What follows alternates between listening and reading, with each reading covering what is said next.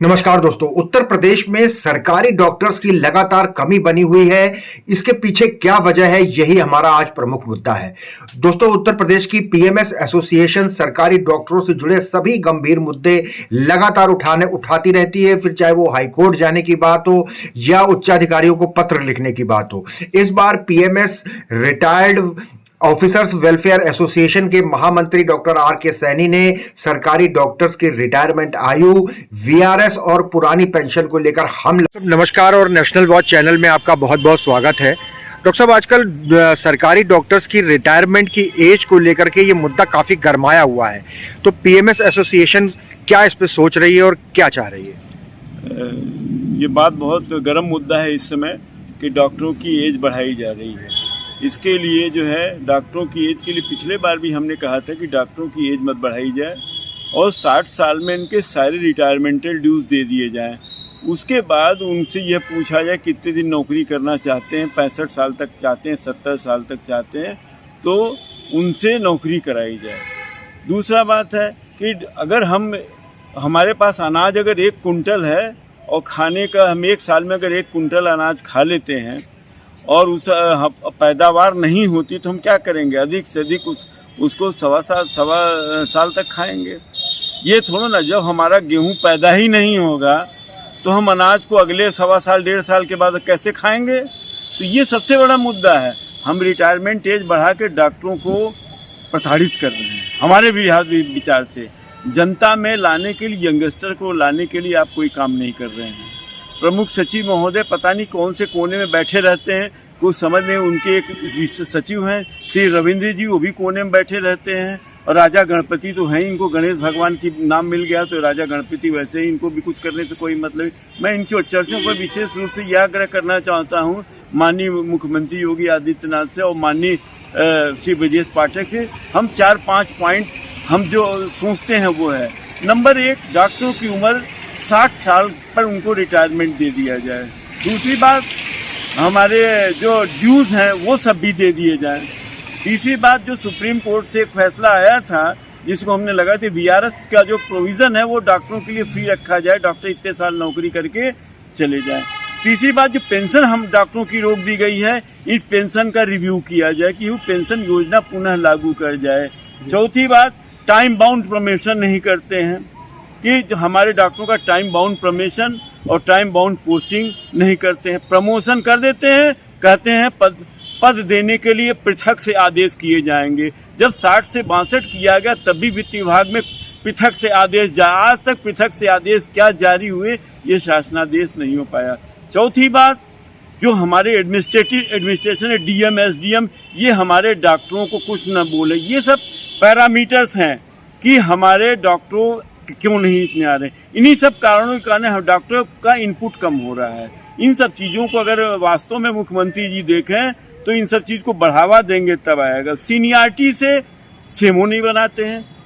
9000 senior doctor Lallan प्रसाद ने एक high court में याचिका दाखिल की थी जिसमें कहा सीनियर के अंडर भी जूनियर है, जूनियर सीनियर के अंडर में काम नहीं करेगा।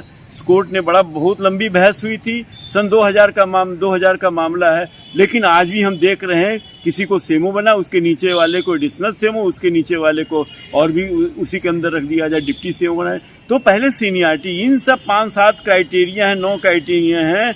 उसके बाद ये क्राइटेरिया जब लाएंगे तो डॉक्टरों का इनपुट होगा। जब डॉक्टरों का इनपुट होगा तो और अच्छी है। आप 60 से 62 करके 4 साल हो गए, अभी तक अब डॉक्टरों का इनपुट नहीं बढ़ा पाए, विशेषज्ञ डॉक्टरों को नहीं ला पाए। दूसरी बात, मेले के लिए आप प्राइवेट डॉक्टरों को आप क्यों नहीं लेते, हमारे सरकारी डॉक्टरों को लेते हैं, जिस हमारे पीएचसी सीएचसी की जो है सुविधाएं अस्त व्यस्त हो जाती हैं। तो ये सब चीज़ें हैं जिनसे डॉक्टर्स आने से घबरा रहे हैं जी। तो मैं चाहता हूं कि इन सब चीज़ों को माननीय योगी आदित्यनाथ जान दें और 60 पर डॉक्टरों का रिटायरमेंट, क्योंकि अगर मान लीजिए 100 साल तक आईएएस का रिटायरमेंट कर दिया जाए तो क्या वो अपनी पेंशन खा पाएगा? हम तो चाहते हैं योगी जी 100 साल तक कर दें उनका आईएएस का ट्रांसफ़र। और जब ये एक बार और हमने बताई थी, नायब तहसीलदार एसडीएम को ब्रिज कोर्स करा दिया। अब तक डॉक्टरों की कमी है, क्योंकि वो ब्रिज कोर्स 6 महीने का होगा, तो एसएडी पर, सब एलोपैथिक डिस्पेंसरी, न्यू पीएससी पर वो काम करेंगे, साथ साथ झोला डॉक्टरों को भी पकड़ेंगे। तो ऐसी कोई स्ट्रेटजी अभी नहीं बनी। मैं चाहता हूँ प्रमुख सचिव महोदय इस पर ध्यान दें और कि ये ऐसा क्यों नहीं हुआ। सर 2000 में एक निरीक्षण आख्या आई थी जिसमें ये कहा गया था कि स्वास्थ्य विभाग को जिला वाले चेक करेंगे और जिला के जो काम है वो स्वास्थ्य विभाग वाले चेक करेंगे।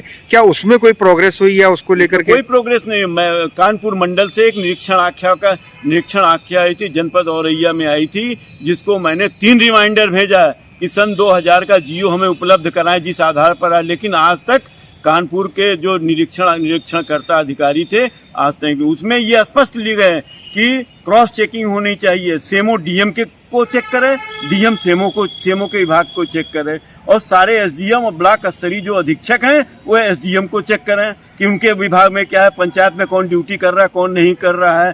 तो ये एक हमारे डॉक्टरों को पता नहीं है।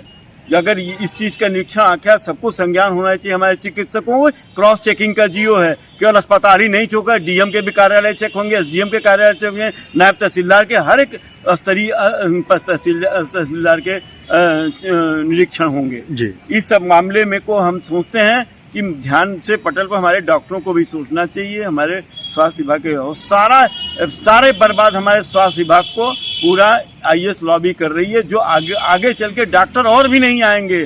क्योंकि जब देखो चेकिंग कोई भी काम हो, अधीक्षक सस्पेंड, कोई भी काम हो सेमो सस्पेंड, कोई भी काम हो एमओआईसी सस्पेंड, ये क्राइटेरिया नहीं होता है। प्राइमरी क्राइटेरिया हेल्थ का वही होता है कि डॉक्टर को सुख सुविधाओं से परिपूर्ण करें हम। डॉक्टर साहब, पिछले दिनों जब चर्चा हुई थी तो पीएमएस एसोसिएशन के चुनाव को लेकर के भी जो रजिस्ट्रार के यहाँ पेच फंसा हुआ है, वो क्या मामला कहाँ तक हल हुआ है? मैं रजिस्ट्रार महोदय को किन शब्दों में समझाऊं, चिट्ठी से समझाऊं कि अब मुकदमे से समझाऊं? जब उन्होंने कहा था कि अपने लेटर में कि कोई नीतिगत स्थानांतरण, कोई पैड का दुरुपयोग नहीं करेंगे, फिर भी पीएमएस एसोसिएशन के सचिन वैश्य, अमित सिंह इसका दुरुपयोग कर रहे हैं। इस संबंध में रजिस्ट्रार महोदय को मैं क्या क्रिमिनल कॉन्स्पिरेसी की तरह मुकदमा करूं, क्या करूं, मैं सोच विचार में पड़ा हूं। क्योंकि जो आदमी गलत है उसको रजिस्ट्रार महोदय काम नहीं कर रहे हैं। तीसरी बात है वाहनों का प्रकरण, हमारे यहाँ के वाहनों का प्रकरण है, जो मैं अभी भी मुख्य सचिव को मैं लेटर लिखा हूँ 5-7 दिन पहले। अभी भी मेरे जनपद के अधिकारियों, एसडीएम वगैरह से मेरे वहाँ के जो वाहन, मेरे वहाँ के जो आवास कब्जित किए हैं, उसको अभी भी अनुरोध है कि उसको खाली करा दें, ताकि ऐसा हमें उच्च न्यायालय में मत जाना पड़े। हम जो है याचिका दाखिल करें, उसको आपको बरबली जाना पड़े, आपको पेनाल्टी देनी पड़े, आपकी पदावनति हो। इन सब चीज़ों को मैं नहीं चाहता हूँ। एक और प्रकरण है, हमारे वहाँ निदेशक प्रशासन राजा गणपति और ये महोदय किसी बाबू को एक बार कोई चीज़ पाए थे, उसके लिए इन्होंने उसका टर्मिनेशन लेटर लिख दिया। फिर एन प्रकारेण गलत तरीके से फिर उसको रजिस्ट्रेट कर दिया जाए। जिस लिपिक को रजिस्ट्रेट गणपति राजा ने, डॉक्टर गणपति राजा की जांच कराई जाए, इन्होंने उस लिपिक को किस आधार पर रजिस्ट्रेट किया, कैसे किया, जबकि मुझको संज्ञान में आया है सारी चीज़ें खरीद गई, कैशबुक का चार्ज नहीं दिया गया था। तो गणपति राजा ने गलत तरीके से काम किया है। और इन पर बाबा जी बुलडोजर, अमित मोहन प्रसाद पर, गणपति राजा पर बुलडोजर कब चलाएंगे? जब सब खत्म हो जाएगा स्वास्थ्य विभाग। ऐसे भ्रष्टाचारियों को स्वास्थ्य विभाग में मत लाएं। मेरा उनसे आग्रह है कि ऐसे भ्रष्ट अधिकारियों को स्वास्थ्य विभाग में ला रहे हैं, जिससे पूरा समाज और विभाग सब भ्रष्ट हो जा रहा है, खराब होता चला जा रहा है, डॉक्टर आने से कतरा रहे हैं।